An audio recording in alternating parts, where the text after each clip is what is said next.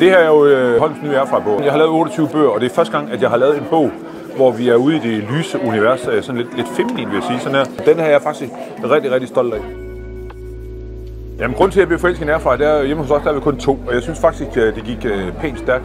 Til at starte med, tænkte jeg, hvad fanden skal jeg nu med den? Men en skuffe 1700 watt, så ruller bussen altså. Så kan du lave alt i den der.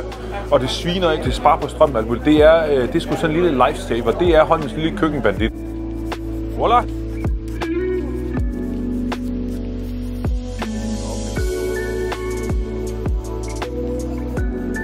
God. Jamen, der er jo alt lige fra rester til supper, til lasagne, til stegt flæsk, kringle, boller. Man kan sågar lave is Alaska. Jeg laver sådan en maringe på. Og så her bag, der har vi også andre airfryer med.